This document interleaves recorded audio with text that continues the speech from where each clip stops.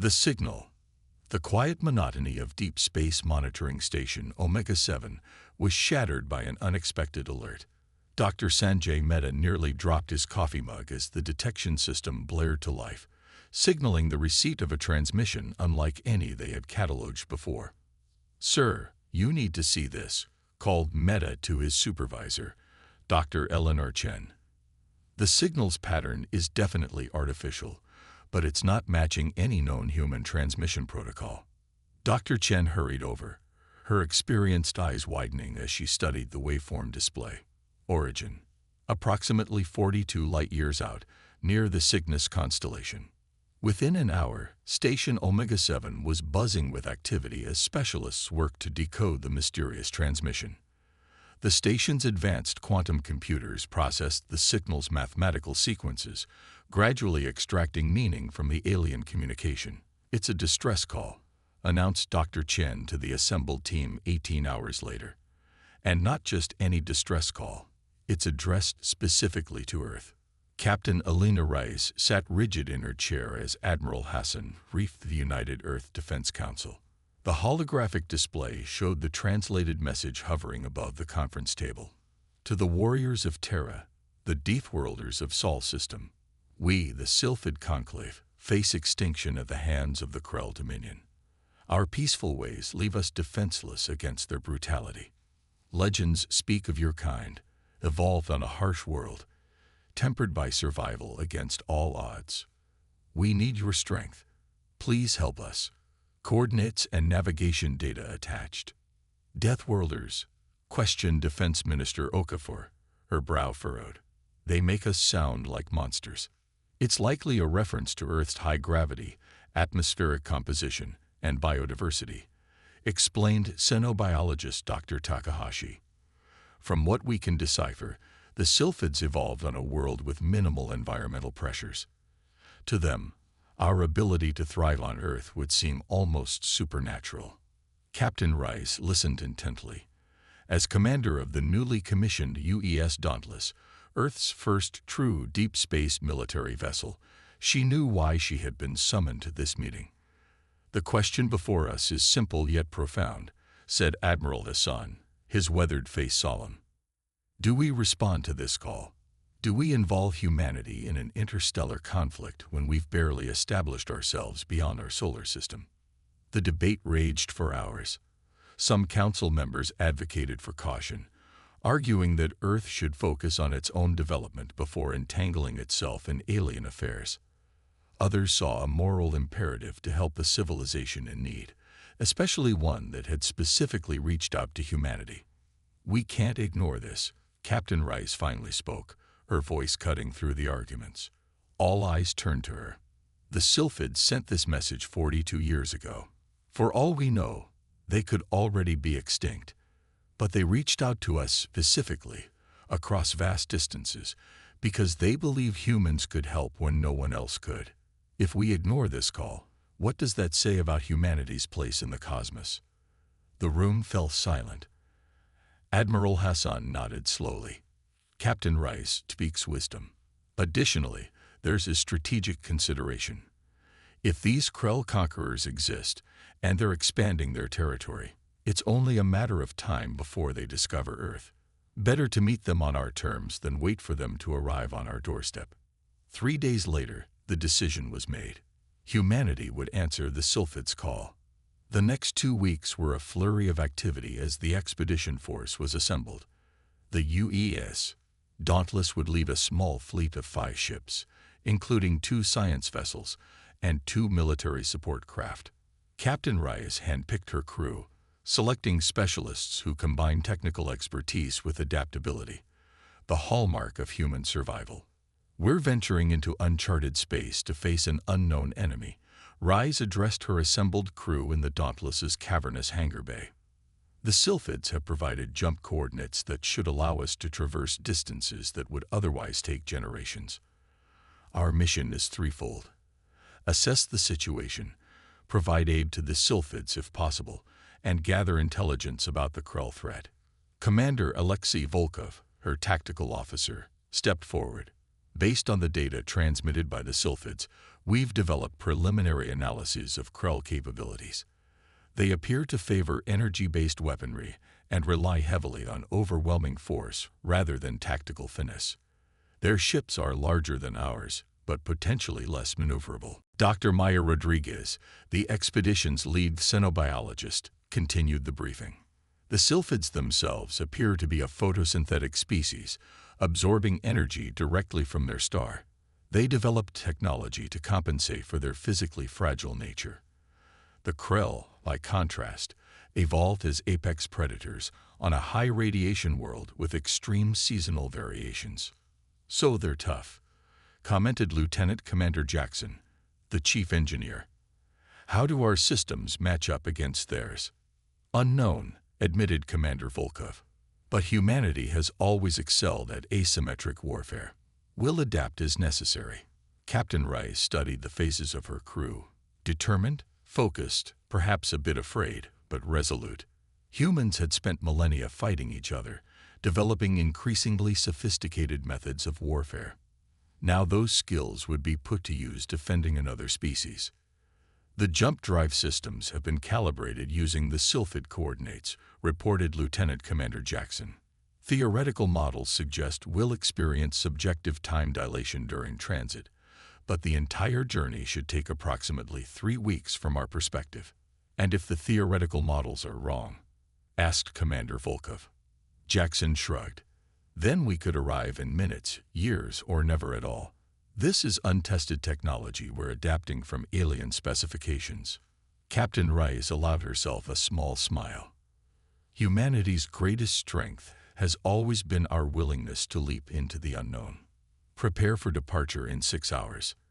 As the crew dispersed to their final preparations, Admiral Hassan approached Rice privately. "This mission carries the hopes and fears of our entire species, Elena. You'll be the first humans to engage with multiple alien civilizations, one peaceful, one hostile." Rice nodded solemnly. "I understand the responsibility, sir. Your orders give you significant discretion. You're authorized to negotiate, provide aid, and defend the sylphids using appropriate force. But remember, your primary responsibility is to your crew and to Earth. If the situation is unsalvageable, do not sacrifice humanity's future in a futile gesture." "And if we succeed?" Rice asked. The Admiral's expression softened. "Then you'll have written humanity's first chapter as a galactic civilization." 6 hours later, the small fleet assembled in high Earth orbit. Final systems checks complete, Captain Rice gave the order that would echo through human history. "All ships, initiate jump sequence. Let's answer that call." The fabric of space seemed to fold around the 5 vessels, stretching and compressing in ways that defied conventional physics. Through the viewports, the stars blurred and shifted as the ships traversed distances previously thought impossible. Many crew members experienced nausea and disorientation, but the human body, evolved to adapt to countless environmental stresses, adjusted more quickly than expected.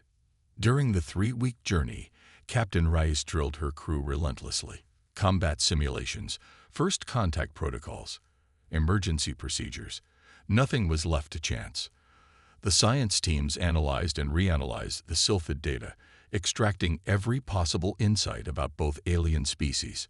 The sylphids had no concept of warfare as we understand it, Dr. Rodriguez explained during one briefing session. Their entire civilization developed through cooperation rather than competition. They've never experienced predation or resource scarcity, which makes them easy prey for the Krell, added Commander Volkov. "From what we can piece together, the Krell expand by completely stripping planets of resources and subjugating native populations as a workforce." "Why target the sylphids specifically?" asked Lieutenant Wu from Astrometrics. "Jump point technology," answered Dr. Rodriguez. "The sylphids developed a method of identifying and utilizing natural folds in spacetime, the same technology that's carrying us to them now. The Krell want this technology to accelerate their expansion." As they approached the final jump point, Captain Reyes gathered her senior officers for one last review of their approach strategy. "We'll emerge at the edge of this sylphid home system, behind the orbit of their outermost planet, she explained. Passive sensors only until we assess the situation. For all we know, we could be jumping into the middle of an ongoing battle or arriving decades too late. Commander Volkov nodded grimly. All weapon systems will be primed but inactive. Defense screens at maximum. The Sylphid message indicated they had colonies across several systems, added Dr. Rodriguez. Even if their homeworld has fallen, survivors may exist elsewhere. Captain Rice looked at each of her officers in turn. Humanity has dreamed of reaching the stars for centuries. Not like this, perhaps, answering a desperate plea from a dying civilization. But here we are nonetheless. Whatever awaits us, remember that we carry the best of humanity with us. Our adaptability, our determination, and our compassion. The final hours of the journey passed in tense anticipation.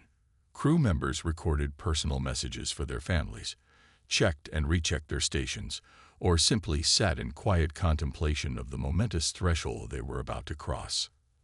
As the countdown to the final jump approached zero, Captain Elena Reyes stood on the bridge of the UES Dauntless, her posture straight, her expression resolute.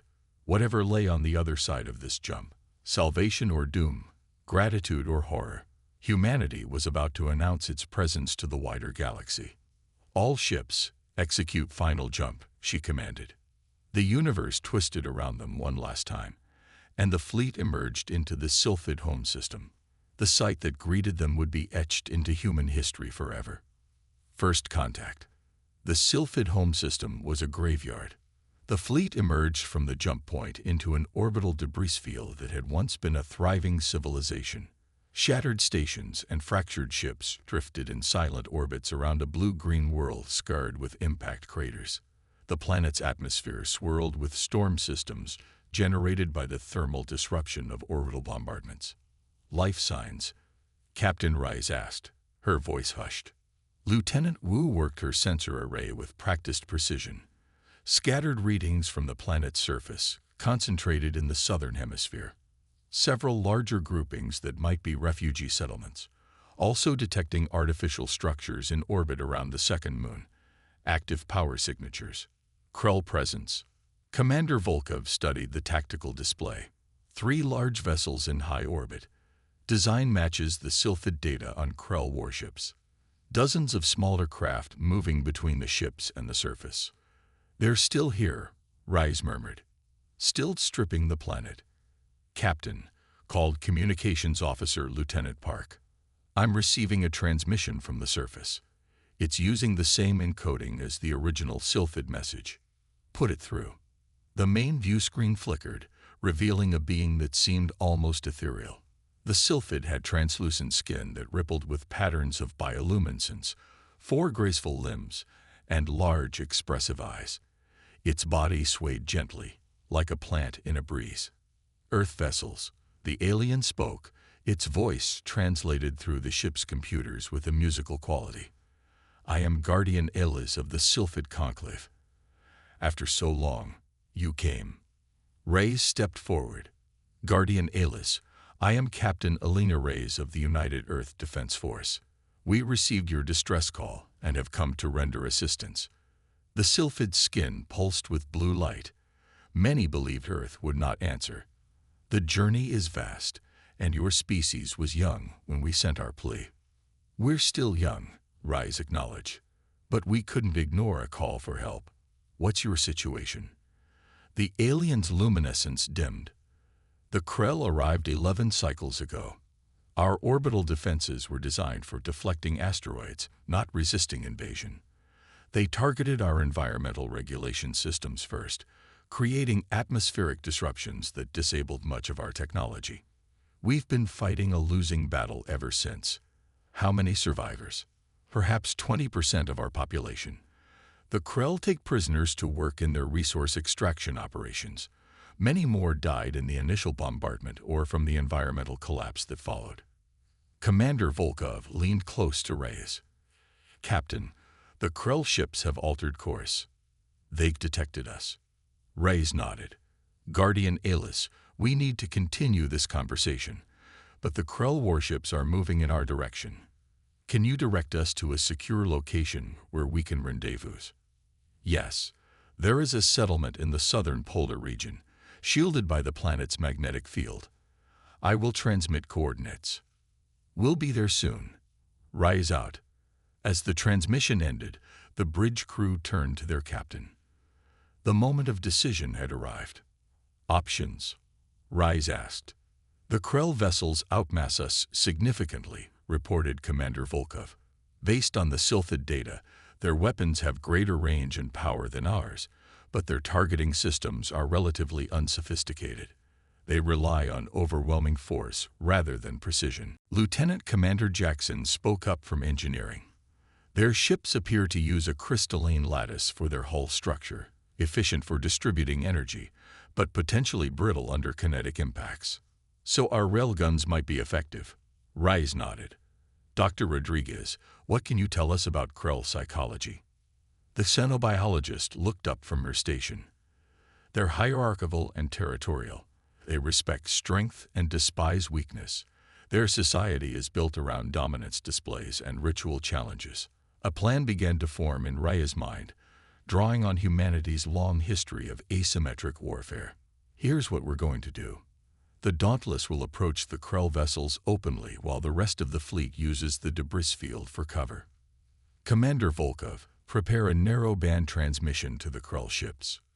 What are we offering them, Captain? Asked Lieutenant Park. A challenge they can't refuse. The UES Dauntless broke formation, accelerating toward the approaching Krell warships.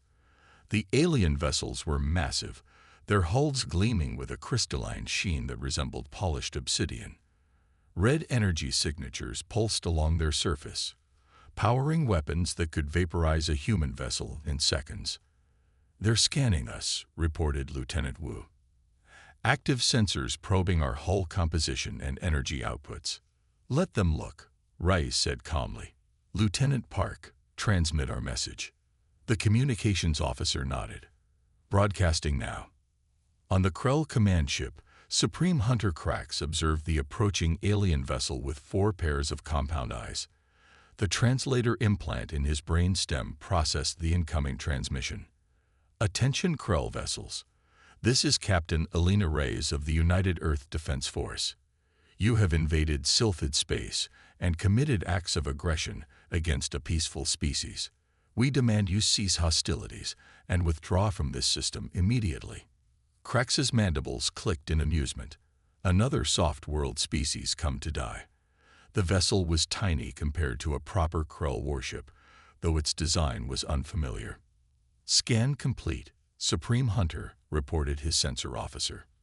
The vessel's hull is primarily composed of metallic alloys. Primitive kinetic weapons detected. Energy signatures suggest basic shielding technology.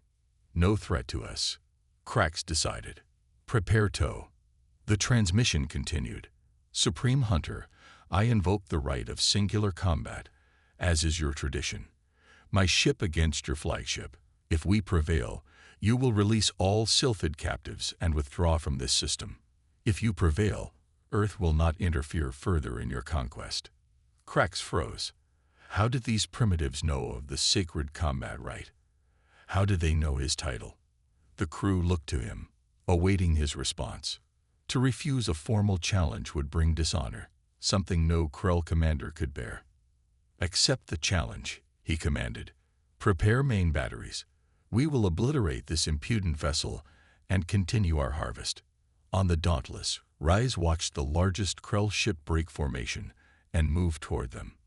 They've taken the bait, she said. All hands, battle stations. Commander Volkov, you have tactical control. Aye, Captain. The other fleet vessels are in position, awaiting your signal. The 2 ships approached each other in the void, a study in contrasts. The Krell warship, massive and imposing, bristled with energy weapons that could shatter planets. The human vessel, sleek and agile, seemed almost fragile by comparison. They're charging weapons, reported Lieutenant Wu. Hold course, ordered Rice. Let them fire first. The Krell ship unleashed a barrage of energy beams, the space between the vessels lighting up with destructive potential. At the last possible moment, the Dauntless executed a maneuver that would have been impossible for the larger Krell vessel, rolling along its axis while maintaining forward momentum. The beams grazed the human ship shields, causing them to flare blue but not collapse. "Shields at 82%, reported Jackson. "That was close, Captain." "Too close," agreed Rice.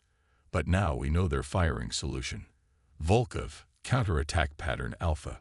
The Dauntless suddenly accelerated, executing a complex series of maneuvers that no Krell tactical officer could predict. The human vessel's railguns fired in synchronized sequences, launching hypervelocity projectiles that struck the Krell ship's crystal lattice hull at precisely calculated impact points. On the Krell bridge, alarms blared as fracture lines spread across their supposedly impenetrable hull. "Impossible," roared Supreme Hunter Krax. "How can primitive kinetic weapons damage our crystalline matrix?" "The impacts are precisely targeted at structural nodes," reported his engineering officer, mandibles clicking in distress. "They've analyzed our hull composition and identified vulnerability points." On the Krell bridge, alarms blared as fracture lines spread across their supposedly impenetrable hull. "Impossible," roared Supreme Hunter Krax. "How can primitive kinetic weapons damage our crystalline matrix?" "The impacts are precisely targeted at structural nodes," reported his engineering officer, mandibles clicking in distress. "They've analyzed our hull composition and identified vulnerability points." "No primitive species could manage such precision," Krax snarled. "Fire all weapons. Obliterate them." The Krell ship unleashed its full arsenal, but the human vessel continued its unpredictable movement pattern, absorbing hits on its shields while delivering precisely targeted counterstrikes. With each pass, more fracture lines appeared in the Krell hull. "Now, Commander," ordered Rice, "signal the fleet." From their hiding places within the debris field, the 4 other human ships emerged, moving in perfect coordination. While the Dauntless had engaged the Krell flagship, drawing its full attention, the support vessels had maneuvered into optimal firing positions. The synchronized attack caught the Krell completely off guard. Targeted railgun fire struck the flagship's propulsion systems and weapon nodes, while the 2 remaining Krell vessels found themselves under similar assault from multiple angles. On the Dauntless bridge, Captain Rice watched the tactical display with grim satisfaction. The plan was working. The Krell ships were unable to bring their superior firepower to bear effectively against the smaller, more agile human vessels. "Their flagship's main power grid is destabilizing," reported Lieutenant Wu. "The crystal lattice is propagating the fractures throughout their hull." "Target their life support and command sectors," ordered Rice. "I want to capture that ship, not destroy it."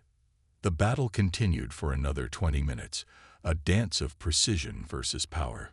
When it ended, the Krell flagship was disabled, its weapons offline, and hull integrity compromised.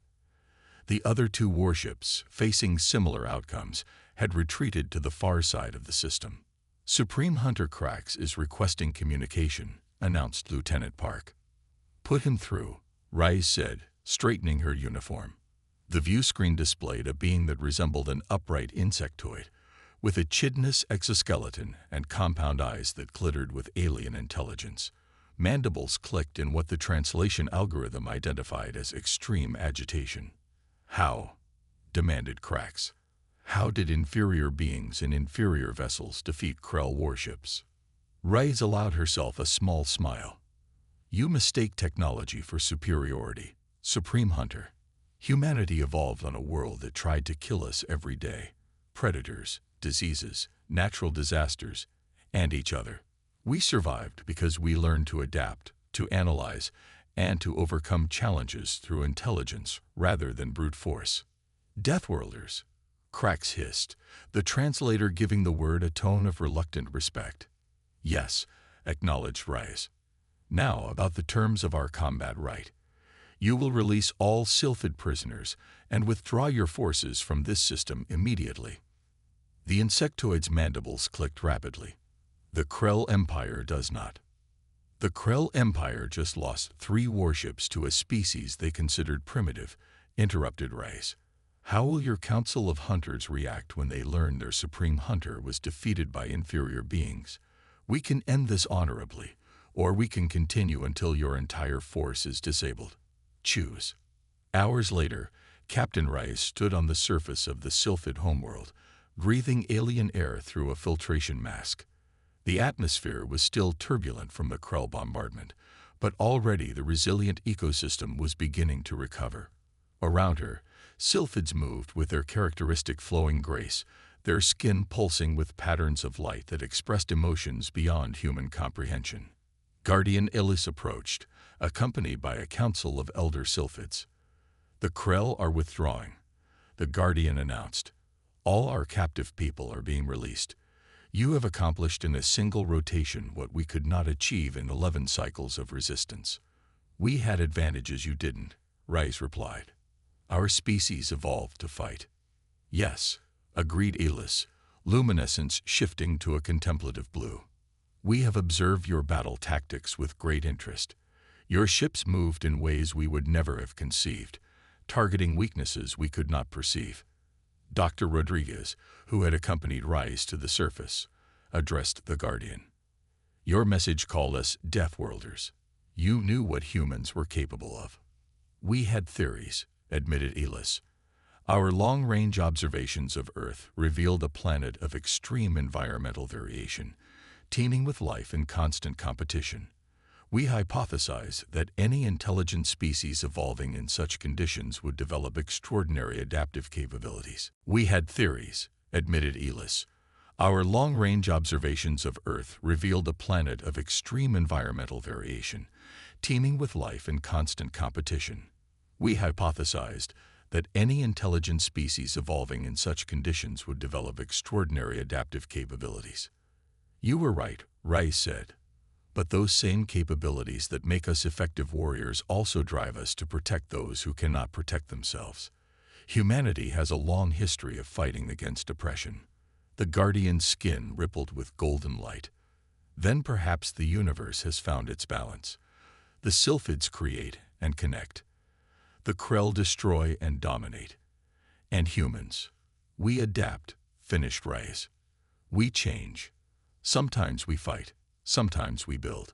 We do whatever is necessary to survive, and to help others survive alongside us. As the human delegation prepared to return to their ships, Guardian Ellis presented Captain Rice with a crystalline sphere that pulsed with inner light. This contains the complete star charts of Sylphid space, including all known jump points. Consider it the beginning of an alliance between our peoples. Rice accepted the gift with a formal bow. Earth will honor this alliance, Guardian Elis, and when the Krell return, as they surely will, they'll find humanity standing with the Sylphids.